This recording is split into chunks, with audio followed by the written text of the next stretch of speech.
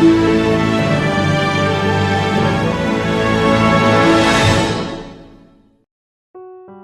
Click to now के मुअज़्ज़िज़ दोस्तों, मैं हूं तलहा लबीब और आप तमाम देखने और सुनने वालों को अस्सलामु अलैकुम। नाज़रीन मोहतरम, दुनिया के मदारी जिनमें अमेरिका, भारत और इसराइल समेत दुनिया के कई ममालिक शामिल हैं, मुसलमानों के खिलाफ किसी मौका को हाथ से जाने नहीं देते और आए रोज नई नई तरकीबें इस्तेमाल करते हुए मुसलमानों की आज़ादी को सलब करने में लगे रहते हैं। लेकिन आज हमें एक अंग्रेज इलियास डेविडसन, जिसने इन मदारियों के पोल अपनी किताबों में खोले, का जिक्र करेंगे और यही हमारा आज का मौज़ूए सुखन है। लेकिन आगे बढ़ने से पहले नए आने वाले तमाम साथियों से निहायत अदब के साथ दरख्वास्त है कि वो चैनल को सब्सक्राइब करते हुए साथ मौजूद घंटी के बटन को भी दबा दें ताकि इस तरह की मालूमाती वीडियोस आप तक बिला ताखीर पहुंचती रहें।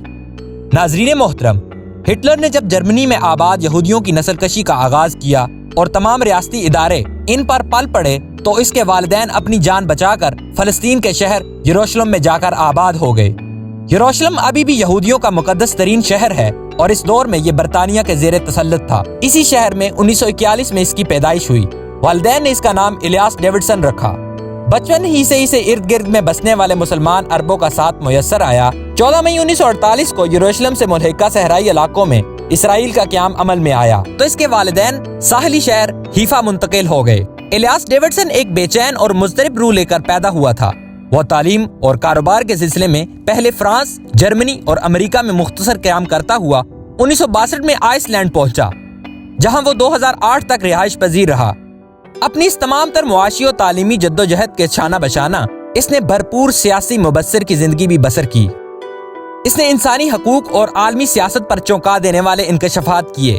11 सितंबर 2001 को न्यूयॉर्क के वर्ल्ड ट्रेड सेंटर पर हमला हुआ तो इसने अपनी तमाम तर तवानाइयां इस सानहे की खोज में लगा दी और 12 साल की मेहनत के बाद हैरान कर देने वाले इंकशाफात के साथ हाईजैकिंग अमेरिकन माइंड ऑन 9/11 2013 में लेकर सामने आया।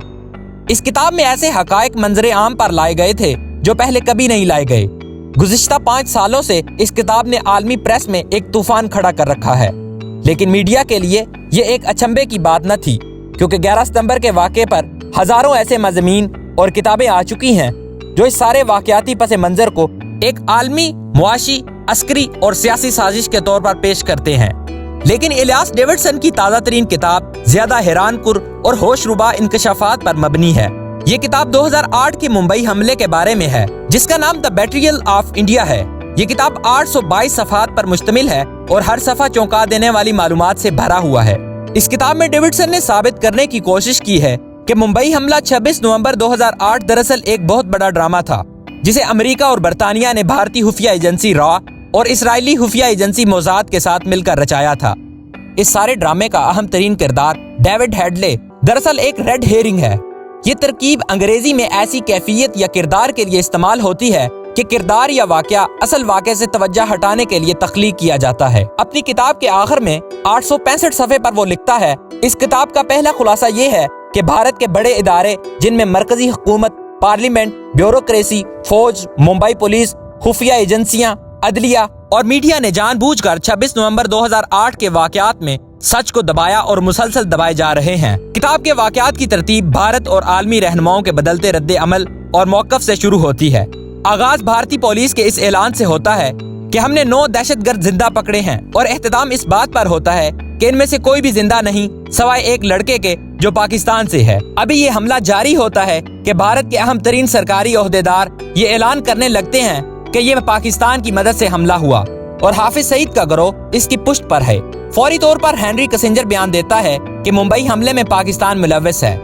मजीद हैरानी की बात यह है कि हमले से सिर्फ 3 दिन कबल हेनरी किसिंजर इस होटल में ठहरता है और भारत के टाटा ग्रुप और गोल्डन मैन सचिन से अमेरिकी सियासत पर तबादला ख्याल करता है। किताब की 300 सफ़हात पर इस मुकदमे की पूरी कार्रवाई, तफ्तीश और शवाहिद पर बहस की गई है।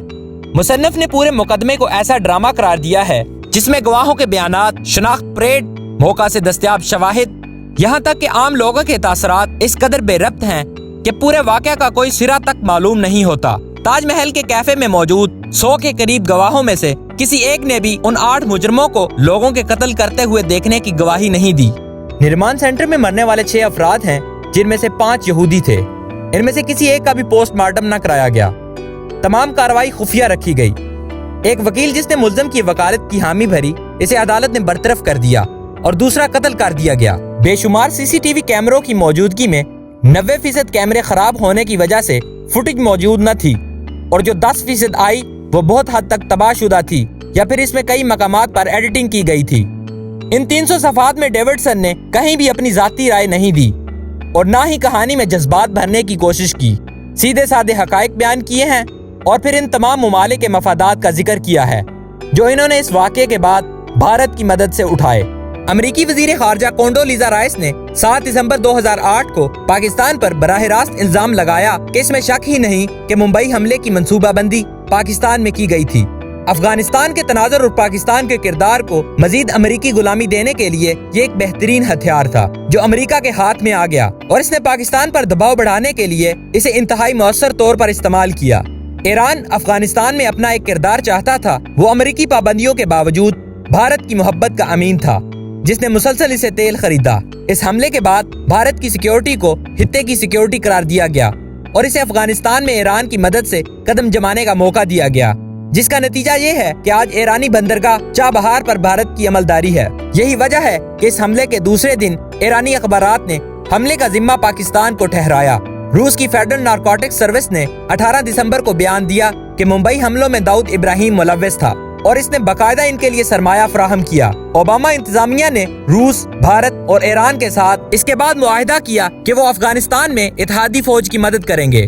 آسٹریلیا کے بارے میں ڈیوڈسن نے جو انکشافات کیے وہ بھی چونکا دینے والے ہیں۔ اس حملے میں آسٹریلیا کے چند باشندے بھی ہلاک ہوئے تھے۔ آسٹریلوی وزیر تجارت سائمن کرین نے پارلیمنٹ میں کہا کہ بھارت اور آسٹریلیا دہشت گردی کے جنگ میں ساتھ ساتھ ہیں اور عالمی سیکیورٹی، جمہوریت، آزادی، انسانی حقوق اور قانون کی حکمرانی کے لیے کام کرتے رہیں گے۔ اس کے بعد آسٹریلیا اور بھارت کے درمیان کاروباری اور فوجی معاہدات کا سلسلہ شروع ہوا اور ستمبر 2013 میں نریندر مودی اور آسٹریلیا کے وزیر اعظم نے ایک معاہدے پر دستخط کیے جس کے تحت آسٹریلیا بھارت کو یورینیم فروخت کرے گا۔ اس کتاب کے مندرجات اور حقائق اتنے اہم ہیں اور پاکستان کے لیے اس قدر مفید ہیں کہ اگر انہیں مناسب میڈیا کے ذریعے دنیا بھر کے سامنے پیش کیا جائے، ہمارے سوئے ہوئے دفتر خارجہ کے لوگ اس پر سیمینار کریں، ہمارے میڈیا کے لوگ عمران کی شادی اور پاناما کے ہنگامے سے باہر نکلیں، تو شاید ایک ایسے وقت میں جب حافظ سعید کی وجہ سے پاکستان کو دہشت گردوں کی عالمی مدد کے سلسلے میں واچ لسٹ میں ڈالنے کی کوشش ہو رہی ہے، یہ کتاب اور اس کے حقائق عالمی رائے بدل سکتے ہیں۔ اس کے مصنف کا تفصیلی انٹرویو، اس کتاب کے مندرجات پر ڈاکومنٹری، کیا کچھ نہیں ہو سکتا؟ مگر کون کرے گا؟ پاکستانی میڈیا، جسے شاید خود تو پاکستان کا دفاع کرتے ہوئے شرم محسوس ہوتی ہے۔ دوستو، یہ میں اور آپ اس ویڈیو کو زیادہ سے زیادہ شیئر کر کے لوگوں تک پہنچا کر اپنے ملک سے وفاداری کا ثبوت دے سکتے ہیں، اور ہاں، چینل کو سبسکرائب کرنا مت بھولیے گا۔